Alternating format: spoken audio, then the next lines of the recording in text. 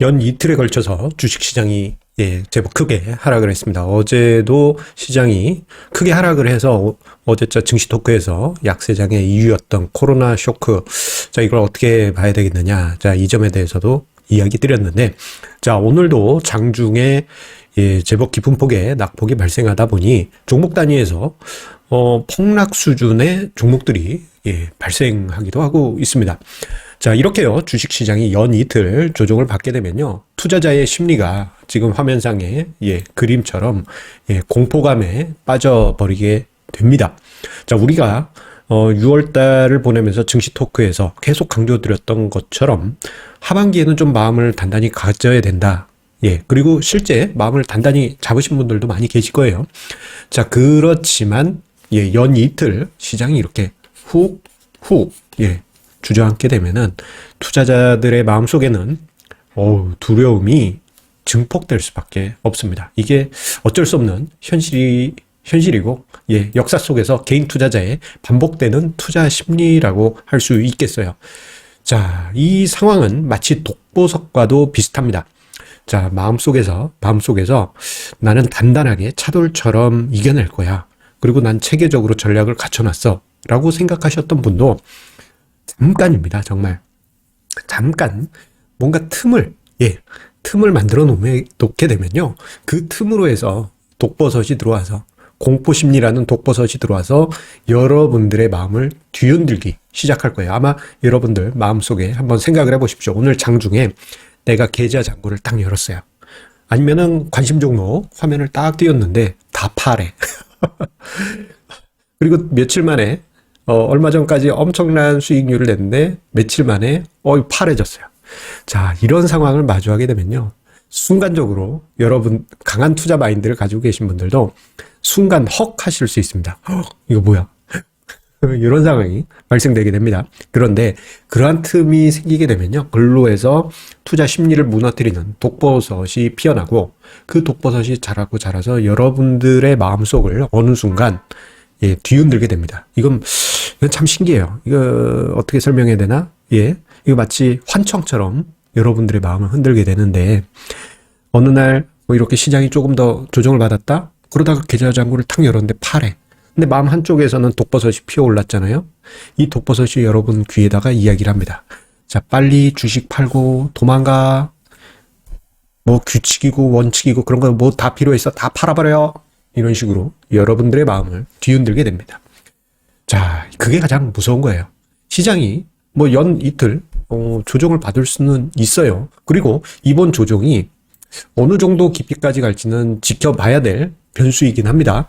시장이 조정을 받아서 뭐 한 5% 정도에서 조정 끝내고 다시 올라갈 수도 있고요.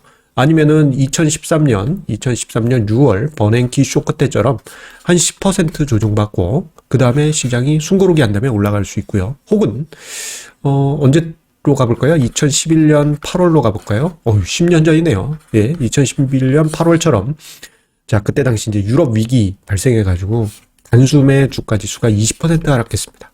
이렇게 조정받은 다음에 상승할 수도 있죠. 어떤 시나리오로 갈지는 모릅니다. 다만 이렇게 시장이 조정을 받게 되면은 오히려 우리는 그 안에서 고맙게 또는 반갑게 그 조정을 맞이할 필요가 있습니다. 저 같은 경우는 이번 조정장을 마주하면서 정말 반가운 느낌이 들었습니다. 반갑다 친구야, 이런 생각이 들었을 정도예요. 자, 일단 지금 시장 같은 경우 외국인들이 묻지도 따지지도 않고 매도하고 있죠. 정말 고마운 분들입니다. 저는 외국인 투자자들을 외국인 사마님이라고 부르고 싶어요. 윤사마 말고 외국인 사마님. 왜 그렇게 이야기를 하느냐? 작년 3월 코로나 쇼크 때 보셨잖아요. 얘네들은 그냥 패시브 전략을 기계적으로 집행하는 존재일 뿐입니다.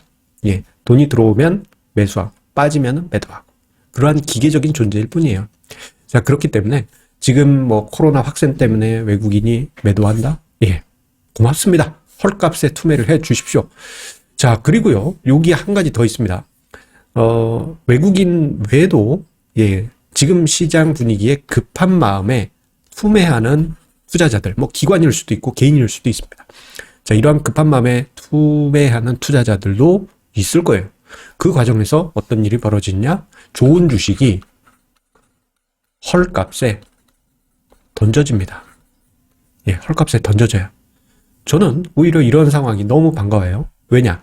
이렇게 헐값에 던져진 종목을 싸게 사서 예, 조금 기다리면은 예, 주가는 또 더 좋은 가격으로 어느 순간 가 있을 것이기 때문입니다. 그렇기 때문에 이번 조종장 그 깊이는 어느 정도인지 알 수 없지만 생존을 무조건 하셔야 됩니다. 제가 그 뭐 시장이 뭐 한 5% 정도 하락할 수도 있고 마이너스 20%까지도 하락할 수도 있고 요 뭐 이게 폭이 다양하잖아요. 그런데 왜 생존이란 단어를 썼느냐? 마이너스 5%면 잘 버틸 수 있지 않나요? 라고 생각하실 수 있지만 예, 몇 가지 조건이 충분하지 않으신 분들 같은 경우에는 시장에서 예, 생존하지 못하실 수가 있습니다. 대표적인 이유가 레버리지 투자 자금, 즉 B2가 과도하신 분들입니다. 자, 빚으로 투자하는 게 요즘 개인 투자자분들 사이에서 당연시 되고 있어요. 지금 화면상에 신용융자 잔고 추이가 나와 있는데 이게 이미 24조를 넘어가 있습니다. 아니 고객 예탁금도 늘었으니까 그거 감안하면 이거 뭐 그렇게 뭐 비율이 크지 않아요 라고 생각하실 수 있지만요, 예전에 요게 10조만 돼도 엄청나다라고 했던 게 불과 한두 해 전 일이에요. 그런데 24조에 이릅니다. 자, 비율의 문제가 아니고 명목상 절대 금액이 커져 있습니다. 이거는 신용융자는 다른 B2 자금 전체를 보여주는 하나의 그림자라고 해야 될까요? 신용융자만 쓰는 게 아니잖아요. 미수금도 쓸 수 있고 또는 뭐 아버지 어머니한테 빌려서 투자하신 분들도 계시고 예, 다양한 형태의 B2가 있을 겁니다. 그런데 조종장이 발생했을 때 B2 자금을 과다하게 쓰신 분들 같은 경우 주가지수 단 5% 하락에도 예, 두 손 들고 포기하실 수가 있습니다. 그래서 자, 조종장에서 생존하기 위해서 무조건 여러분들 레버리지 투자 자금을 적절한 수준으로 통제하실 필요가 있겠고요. 그리고 분산 투자 제발 좀 하시기 바라겠습니다. 자, 그나마 과거 개인 투자자에 비해서 지금의 개인 투자자분들이 분산 투자 잘 하고 계세요. 그런데 인생은 한 방이다. 그리고 뭐 좋은 경제 유튜버 분들도 많이 계시지만 좀 이제 자극적으로 하신 분들도 계시지 않습니까? 증권 관련한 예, 뭐 유튜버나 블로거나 이런 분들 중에. 근데 그런 분들 따라 하시는 분들 보면은 한 종목으로 인생을 승부 보려고 하시는 분들이 은근히 많이 계세요. 잘 되면은 대박이지만 못 되면은 안타까운 상황이 발생할 수 있습니다. 그런데 확률적으로 비율로 보게 되면 예, 제가 오랜 기간 주식시장으로 봤을 때 집중 투자하신 분들 치고 제대로 된 큰 수익을 만드신 분들이 그렇게 많지가 않아요. 한 10명 중에 한두 명? 예. 그나마 한두 명도 수익이라는 거지 큰 수익은 예, 그 중에서도 극소수에 불과합니다. 그래서 이번 조종장이 찾아왔을 때 분산 투자 제발 좀 하시라. 예, 요 부분 이야기 드리고 싶고요. 이 분산 투자를 한다. 이게 지금 이제 조종장이 오면은 이제 하기가 힘드신 분들이 많아요. 왜냐면 나는 믿지고 못 판다라는 분들이 많이 계시거든요.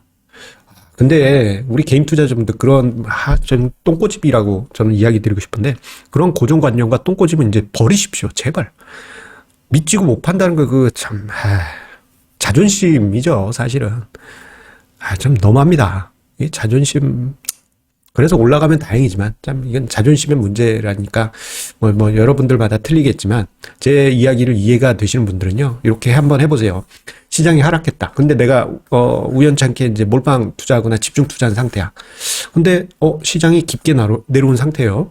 그러면요 어떻게 하시냐면 그 시점에서 보면 좋은 종목이 헐값에 많이 버려져 있습니다. 여기저기. 이거를 고상하게 표현하면 버려진 흑진주라고 하죠. 자, 집중 투자하신 분이 계시면 그 자금들을 일부 쪼개서 버려진 흑진주들을 예, 바꾸세요. 그러면은 손실난 상황이라고 하더라도 새로운 흑진주들을 통해서 수익률을 높일 수가 있습니다. 자, 이거는 분산 투자하신 분들도 마찬가지입니다. 자, 종목들 중에 좀 이제 상대적으로 좀 덜 빠졌거나 아니면은 얘 투자 메리트가 사라졌는데 이런 종목이 있다면 손해를 봤다 하더라도 매도하고 새로운 종목으로 갈아탈 수 있는 기회를 조종장에서 만들 수가 있습니다. 그리고 어제도 말씀드렸습니다만 자산 배분 전략 쓰신 분들은 자산 배분 전략의 리밸런싱 비율을 다시 맞추는 기회로도 이번 조종장을 활용을 해 보실 수가 있습니다. 자, 이렇게 조종장 갑작스럽게 찾아왔고, 제가 뭐 자주 언급드렸지만 이게 날카롭게 들어올 수도 있어요. 예, 순식간에 슉 왔다가 슉, 예, 이럴 수도 있습니다. 자, 이 조종장을 무조건 두려워하실 게 아니고, 예, 현명하게 그리고 차분하게 대응하시면서 예, 시장을 바라보시기 바라겠습니다. 자, 오늘 증시 토크는 따로 예, 마지막 페이지 준비하진 않았습니다. 예, 실수로 준비를 하지 못했습니다, 사실. 자, 대신에 한마디만 할게요. 지금 여기 안에 있는 공백처럼 자, 잠시 주말만이라도 예, 이번 주에는 주식에 대한 생각 모두 내려놓으시고 싹 지우시고 편안한 주말 보내시면서 스트레스 쌓인 게 있다면 싹 없애시는 주말, 편안한 주말 보내시기 바라겠습니다. 아시겠죠? 예, 그럼 다음 주에 다시 만나 뵙겠습니다. 감사합니다. 아이고, 목 다.